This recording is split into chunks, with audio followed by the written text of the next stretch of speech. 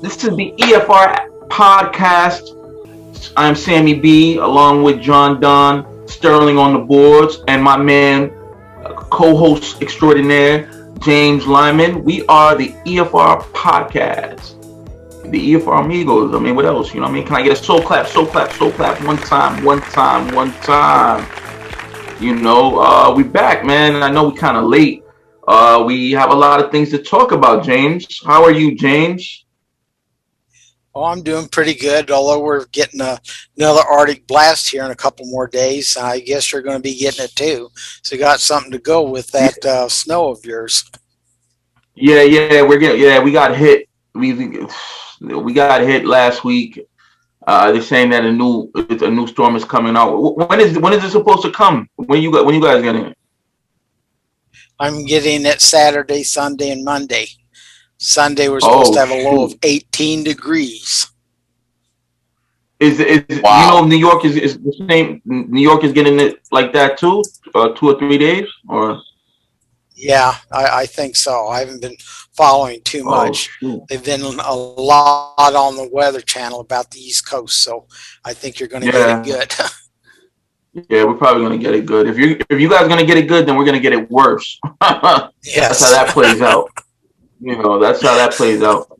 But in the meantime, I'm glad that you're comfy and snuggly with all their books in the background. You have a lot to read. Oh, yes. But we have a new President Biden, and Vice President, first female Vice President and of color, first female of color and first female Vice President in the history of the United States, Vice President Kamala Harris, and new Congress, evenly split, but I think one in the Senate. Like they have one extra senator, so it's still evenly split. But I think the Vice President Harris can, now break the tie votes. And then in the House, I believe the Democrats still control the House, but it's dwindled. But it's a Democratic Congress this year, and a lot of things are happening. So, James, let's talk about it. Are you ready, sir? Are you ready for combat? Mortal combat. No. No violence. We already seen violence at the Capitol of Washington D.C. No violence. All right, no violence. All right. Let's talk about what happened. I guess a few weeks ago, right? What do you call? Let's talk about that because it's been a trending topic. I guess they call it incursion. Maybe I'm not saying it right. I'm not sure. Insurrection. Yeah. Insurgents. What do you think about that? And do you think that affected our economy? What happened? And who's to blame? Who's to blame about this? Oh, it's the Congress.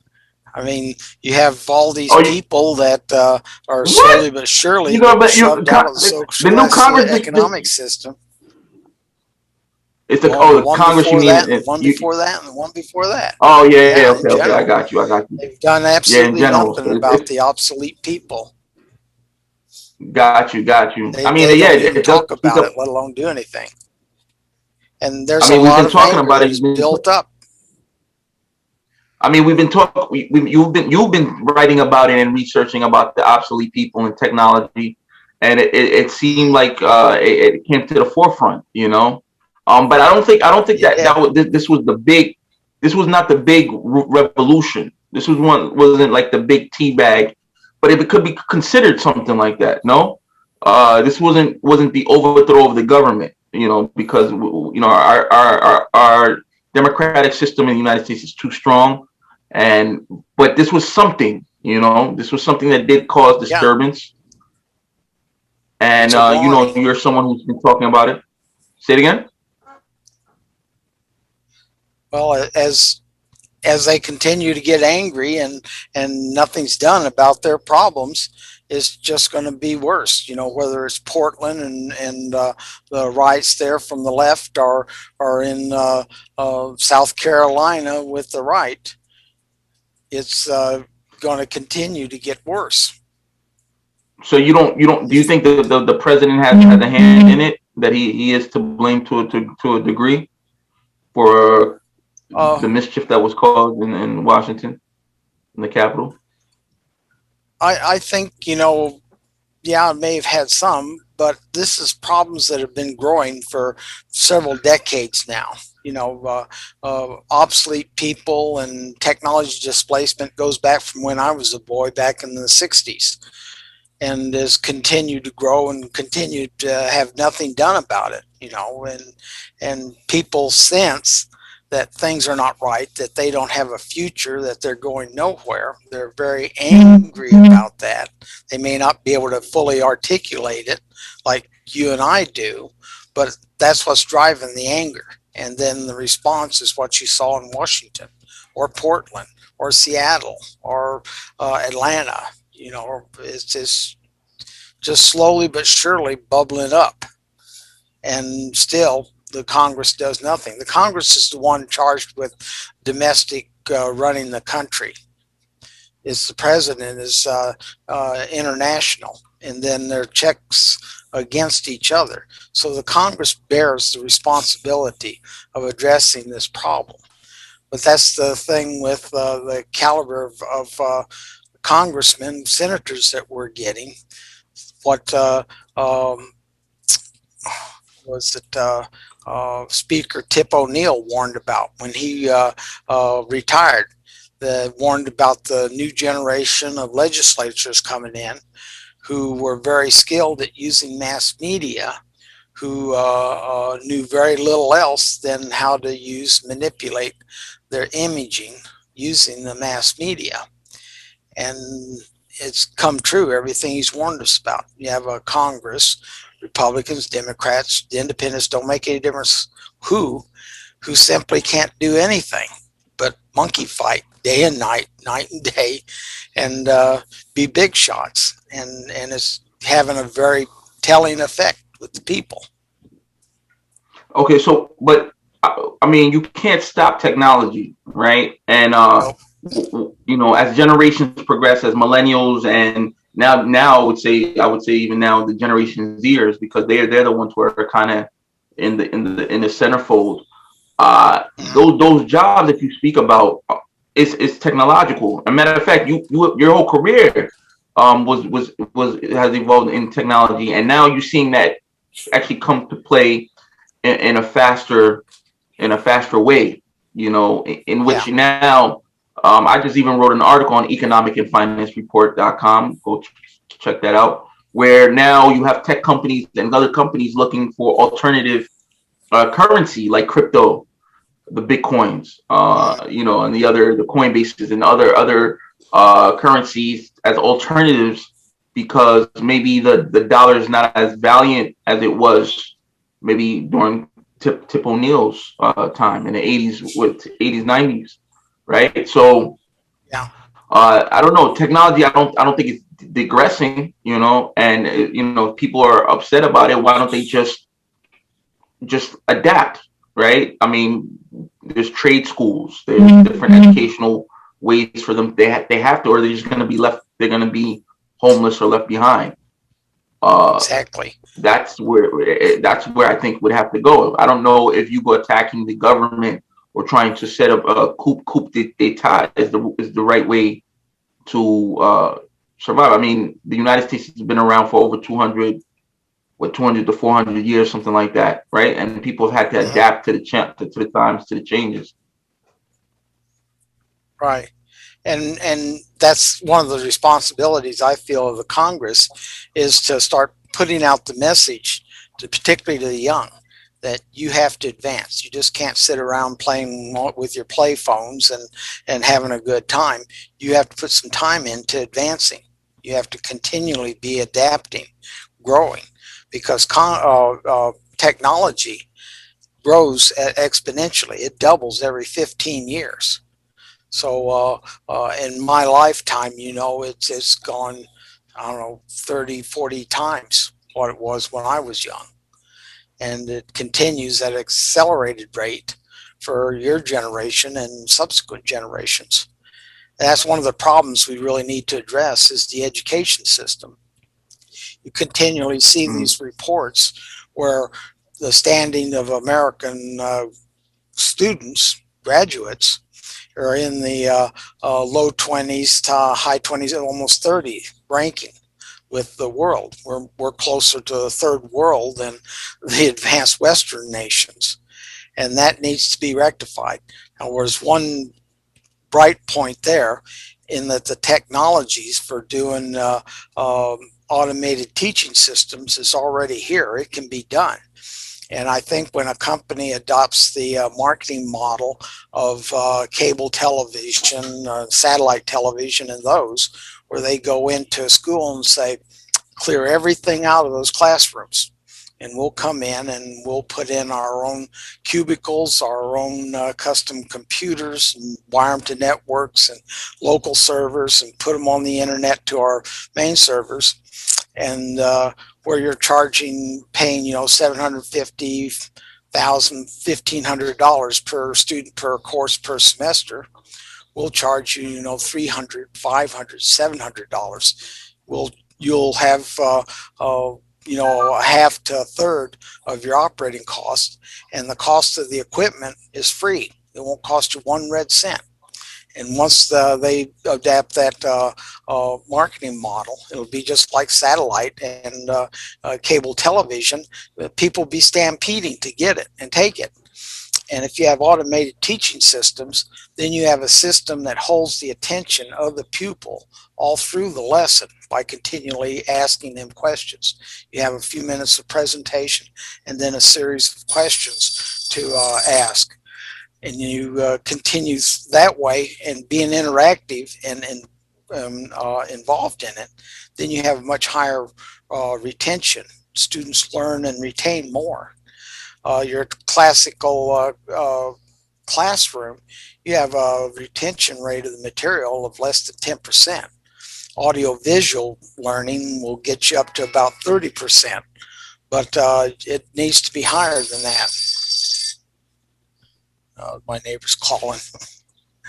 No. So that's where we can start, is start really bringing up revolution in education and start advancing people, because right now the bulk of your Americans are probably closer to the Stone Age than they are to the advanced age of leading edge of technology.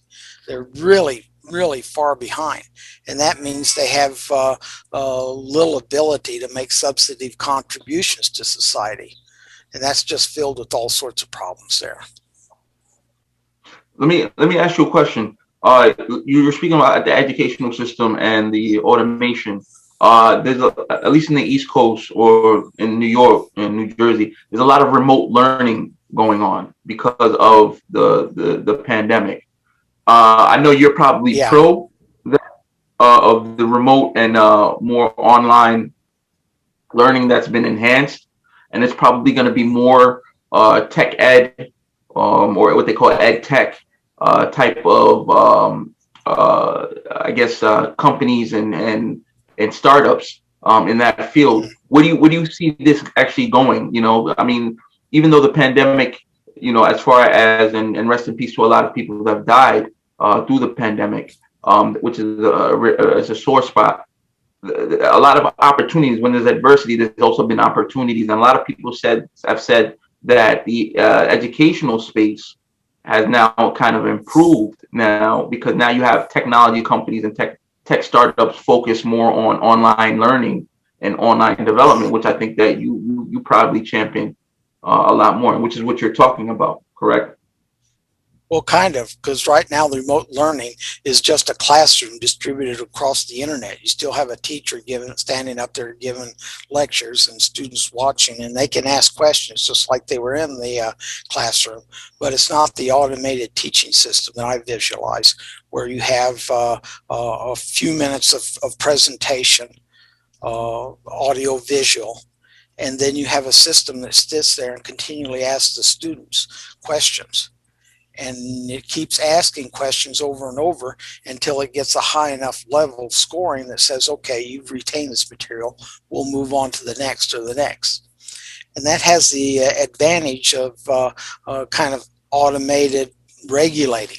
If you're having trouble with English, you're going to spend more time naturally on English than if you have less trouble with algebra, and you spend less time there. You answer those questions faster, you work those problems faster, and so you get more of a tutorial, or like the public schools in England use for which is their elite schools. They call them public, but they're elite. And you have a tutor that has 3 or 4 or 5 students and continually interacts with them so that they have a high retention. Well, we can do that with technology now. With automated teaching systems, you can have an education system that doesn't based on the amount of money a school district have or what kind of equipment they have or anything like that. If you've got some mud hut down in Mexico in the high deserts that has a satellite link and a couple of 3 of these computers and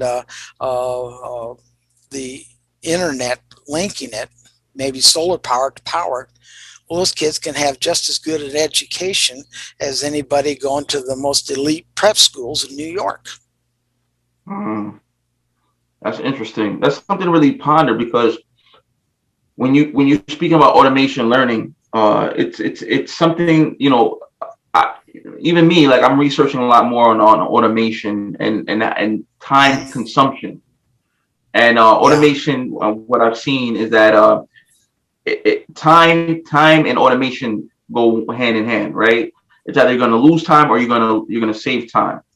And the automation is the process of how you manage that time in accordance to the rest of your day, week, month, your life.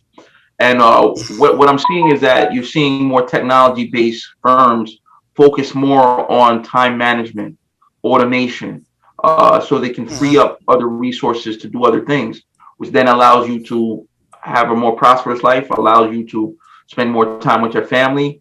And I see automation being more of a driving force in the ability of human activity. What do you think about that? Well, what it actually winds up doing is reducing the skill level, intellectual levels for a job, which means more people can do that job, which in turn drives the compensation, the pay down. So that you save money. That's how you're saving money, because now you can, instead of a college graduate, you can use a high school graduate. Instead of a high school graduate, you can use somebody that dropped out in the 9th grade. And that means you got more people, and you don't have to pay as much to get them to work to you. Okay. Wow, this deep stuff, man. We definitely, our podcast, we focus on economic and finance. We do talk about technology. This, as we see this new administration, and we see the younger people focus more on technology, and it's an investment in education and in progress. It's interesting how all these, in some ways, there's some type of correlation, and distinctive correlation between all these entities coming in and in a productive manner or unproductive manner, depending on how you want to look at it, and giving insight of what's supposed to be happening. So it'll be very interesting to see how technology evolves, because it does evolve. I mean, technology is an evolving is an evolving force, and to see which direction things move, especially now as we are entering 2021 and 2022, 2023, and how the pandemic has affected certain things when it comes to labor and work related workforce. It'll be interesting to see how everything pans out. What do you think about here's an the interesting agenda? statistic. Go ahead. Real quick, here's an interesting statistic. It's in my latest article that'll be coming out in a few days, The Dangers of the Growing National Debts. And in there, there's one thing in there about how World War II, we had this same debt that we had to pay off. and people thought, well, this is going to pull us down like it did Britain into recessions and a poor economy. But what happened was all the new technologies created in World War II then created markets after World War II, and it turned out to be a booming market. Since World War II, about 40% of the new jobs are created by new technologies. But over time, that has slowly gone down. So by the year 2000, it was down to zero. New technologies are no longer creating new jobs, and it's remained for the last 20 years at zero. Mm. So a lot I of mean, people, that's when they talk definitely. about, Go ahead. No, I said continue. oh, well, a lot of people living in the past think, well, all these new technologies are creating new jobs, and people are going to get new jobs, and they'll probably be better. And it's no longer that way, since the year Mm. 2000 is just taken jobs away and not added more. And the only way that you can Mm. get a foot up is to advance. Right, right, right. Uh, what do you think about the administration's plan with I mean, you just spoke about the national debt, the 1.9 trillion dollar stimulus package that is needed, because I don't know if you saw the labor report last week or 2 weeks ago. A lot of people have filled out the unemployment forms, and the current administration has indicated that we have to the Congress needs to go big, and Biden said that he's going to go at it to go big because there needs to be revenue, people spending, jobs. I mean, small businesses able to have the influx of money coming in. What do you think about that? As it relates to what you stated that about the national debt. Well, that's what this article is about. The hopes that all these stimulus are going to actually stimulate. But what is happening is whenever you have a jarred economy, particularly a big one anymore, the economy sloughs off the excess baggage, the excess people, the consumers. Mm. And so whether they are able to get back or not is it's hard to say. It's like a tree loaded down with wet snow. And anytime a little birdie or wind blows or a car bumps into it or something, snow gets knocked off and drops down. Some of it gets caught by the lower branches, but a lot of it just goes down to the bottom ground, and that's it. And that's what I fear you're gonna see here. A lot of people have just got sloughed off. The businesses are reorganizing. You've lost a major part of the economy because half the economy was small businesses, and of those half, they have less than 15 days cash reserves. So right there, that's a quarter of the economy gone. And Mm. whether they're able to come back or again or not is going to be very difficult. So it's helping people, for a while, but when the money goes away, they're going to be right back where they started.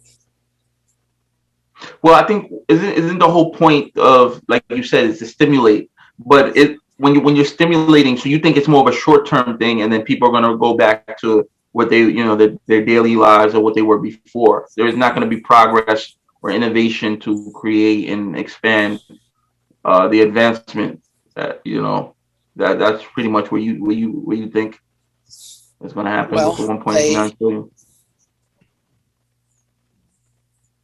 the question is, will is hyper consumerism, which is what our economy had evolved from the 70s, when we had an economic system that was involved with generating real material wealth. But then as manufacturing started fleeing America, leaving, then the government's policy was a service economy, hyper consumerism. Consumers working to support consumers who work to support consumers who work to support consumers. That's all based on having readily available, cheap energy and resources. And we're seeing that disappear. So it's a question of will and can hyper-consumerism survive in this changing environment. You've probably noticed that in the last year or two, all of a sudden, all the automakers have gone bonkers over getting electric cars. Lines put out for manufacturing electric cars. And that's because the oil companies have come out, in particular British Petroleum, and forecast that by the year 2050, we may have as little as 1/5 the oil reserves, oil that we can pump out, left, which means you can't have automobiles. The automobile business is dead if they can't convert to electric, which there's a lot of problems there. The trouble is, oil is only 1/3 of your consumption for transportation. The other third goes for food production to feed ourselves. And then the last is for everything that you buy and use. Anything with plastics, paints, glues, adhesives, dyes, inks, that has oil in it. And everything you buy, about 97% of it has oil in it or uses oil in its manufacturing. And so without that oil, you're back to the 1880s. So this is some very serious questions. And this is where this thing with the people getting pushed out becomes critical. They're becoming angry as is. Well, 10 years from now, when they're really pushed out, when they're looking at reservations, they're really, really going to be mad. And that's when you get a lot of your real insurrection. You know, the thing for the, pardon? No, go ahead. Go ahead. I'm sorry. The thing right now is with the left, the Antifas and those, and the right, the Proud Boys and those, is they're at the first stage of insurrection, of animosity. They're just expressing their anger. They're lashing out blindly with their anger, trying to gratify that anger. But if one or two of them come up with a viable political philosophy, a political philosophy that the young people will buy into, are willing to risk life, liberty, and limb to pursue, then you're going to have some real serious problems. No ifs, ands, or buts about it. Right. The thing about the left and the right is they're the same. You know, they're angry people getting pushed out, the same as the Indians were a century and a half ago. And just like the Indians, they're getting mad about it. They're striking back at it. Right. Now, to speak about the say it again. What'd you say? Oh, I forgot. Go ahead. Go ahead. Come on, it's that young age memory that you got, James. Come on, man. Ray John, his young age memory that he has. Yeah. I want to piggyback on what you said about the people being upset, you know, which is what you're speaking about now. What do you think about what's going on with the whole market craze, you know, where you have now forums like the Reddit forums and other forums come into play where people are collectively now saying, you know, enough is enough. I kind of speaks to the point of what you've been speaking about, that people are upset. So now they're finding ways to, I don't want to say, because it's the wrong term. Yeah, they're trying to circumvent because they have the stockbrokers or the hedge funds suppressing what they want to do, right? So they're circumventing and finding ways to go against the man, if you like, you know, which is the higher elite, the 1%. What do you think about that? This all plays into what you're speaking about as far as, you know, the elite or the higher up saying, you know, well, eat cake, and they're replying, and they're, you know, people are, you know, the elites are saying, go eat cake, and then the reply from them is, no, we prefer vegan. Yeah. Right. You know, for the younger generation, you know, the millennials and the Generation Z, their reply is no, we prefer vegan or vegetarian, you know, or sweet Mhm. green or something, you know. And a little inside joke. I guess Yeah. nobody caught that. Nobody caught that joke, but it's all right. It's all right. But speak more. Speak. Well, John, it's getting James, speak harder last. for people to I'm do. sorry, man. It went over our heads. You gotta. We'll Yeah, rewatch man. it. We'll rewatch I'm it. saying, We'll rewatch it. you guys have to follow my figurative speech when I'm speaking, man. I'm saying that the Mhm. elitists are saying people to eat cake, and they're replying, well, no, we prefer vegan Yeah. or vegetarian. Because the whole adage from even the 1800s is, well, let the people eat cake, and now the people are rebelling. That's pretty much where I'm getting at. And they're not rebelling where they're trying to Yeah. overthrow. Well, I mean, you have people who are trying to overthrow the government that happened a couple of weeks, but then you also have people who are figuring out ways to buck the system and manipulate, or I don't know if you want to call it manipulate, but do something to the financial system, is what just recently occurred a few weeks ago Yeah. with the stocks, Well, a the lot of the investment. young, uh, particularly the ones getting pushed out, blame Wall Street, Occupy Wall Street. Remember that, and for Yeah, the yeah, I remember economic that. Yeah. woes that these big corporations are using people, which they are to a certain extent, to advance themselves. They're not really looking at the problem that the corporations are no longer bothering with these angry people because they're already out of the system for all intents and purposes. Uh, However, you've got to have the big corporations because they're able to bring resources together and do things with it. It's the old adage, you have to have money to make money.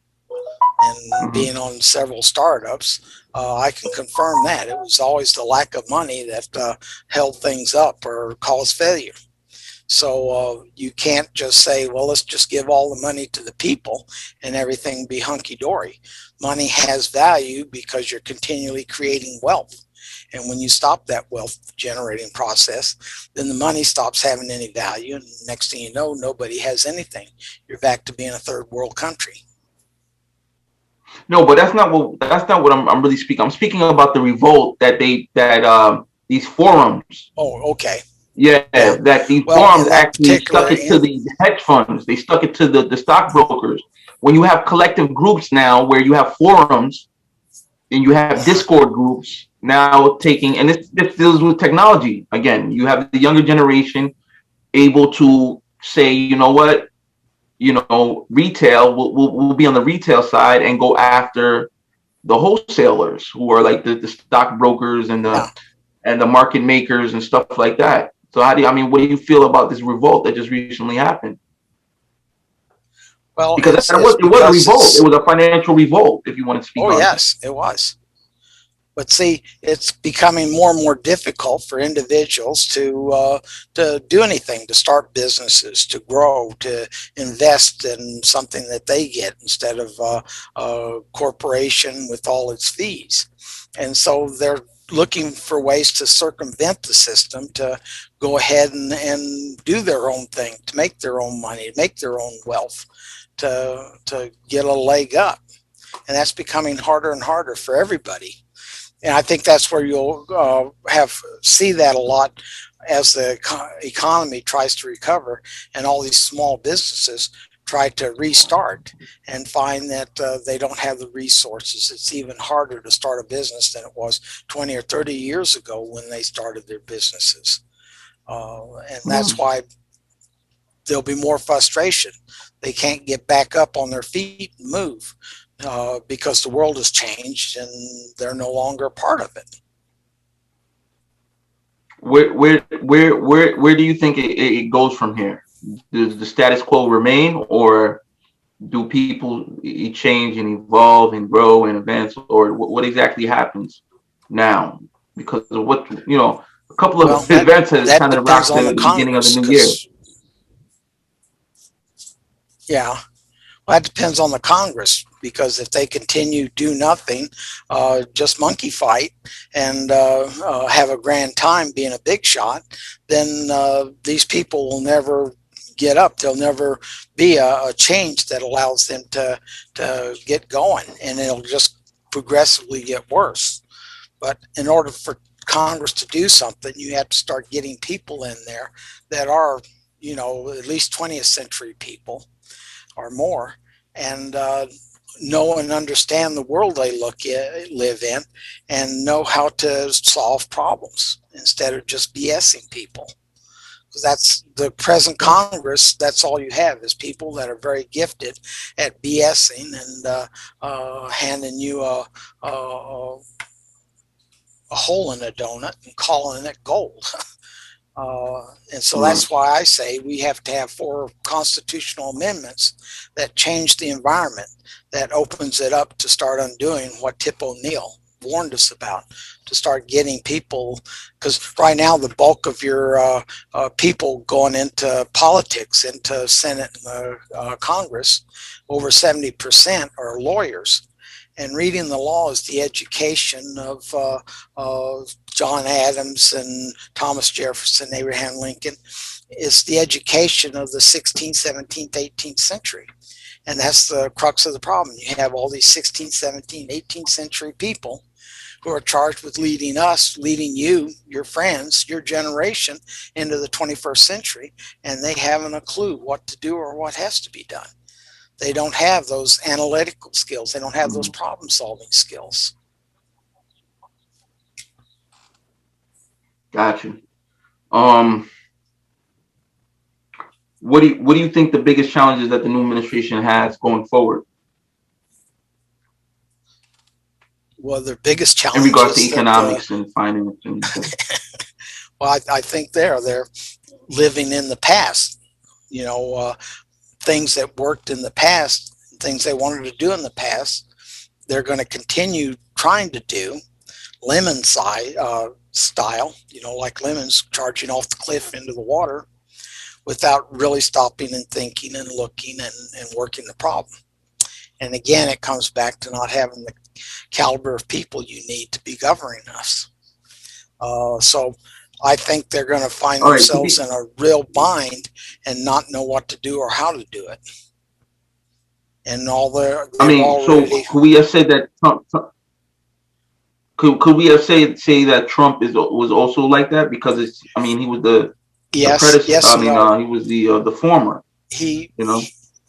The one good thing he did was instill confidence in the business community to get up, move, and start doing things instead of contracting back and hunkering down and waiting to weather the storm.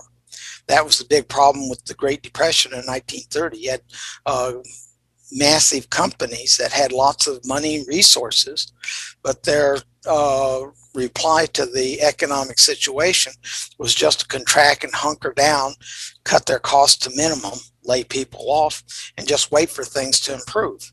And of course, they never did until we went to war and started all this massive production. More importantly, when we started having to develop all these array of new technologies that then translated into new markets, new products after the war ended. For my parents, the end of World War II was a boom time. It was really great economic times for everybody. No, I think through every generation had their good boom times. Like you said, 70s was a great time. I would say 90s too. During the Clinton era, that's when the big tech generation really kind of took off too. So I think every generation or every time period has their economic booms. All right, so what's let's end it off. What's next from here? Economically and financially for the fiscal year. Well, they need to start worrying about energy and resources. They're kind of charging blindly into the green new world, and they're not really looking, not using problem solving, not doing research. about what's coming and what will happen or what they can really do. They never model anything. They just use the OG analysis and away they go. And OG analysis is, oh, gee whiz, the world would be so zooty if it was this way. And away they go. And that ain't the way to address problems. So hopefully it doesn't wind up being a big disaster for a lot of people, but I worry about it. We no longer have the massive resources of energy, of material, of money that we once did. And now the next thing to really worry about, which my article is about, is all these other countries have been doing these economic stimulus, amassing huge debts too.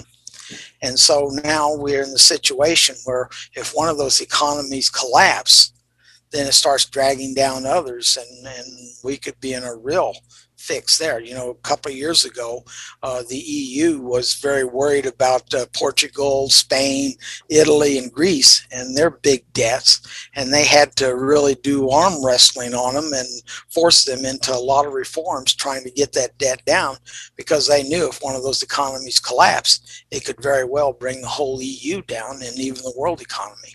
And we're back in that situation again, even more than what we were. So I just wish that we had people in there that would do a little bit of analysis and a little less BSing, and try to set reasonable goals and work out a way to achieve those. Otherwise, a lot of people are really going to be left out in the cold. Well, I think that's well said. You know, that's it, folks. You know, the EFR podcast, first episode of the new year. You know, I am Sammy BE along with James Lyman on the boards, John the Don Sterling, you know, who always comes late. I don't know if it's a herd mentality. I want to say that. I would definitely think it's definitely innovative of what's going on globally. And we just have to see. We have to see how the economics plays out, how the finance plays out, how the business plays out, how the technology plays out, definitely. And we'll be here to report it because we are Economic and Finance Report. All right, EFR Podcast, episode 39. Sammy BE, James Lyman, John Don on the boards. Stay blessed. God bless.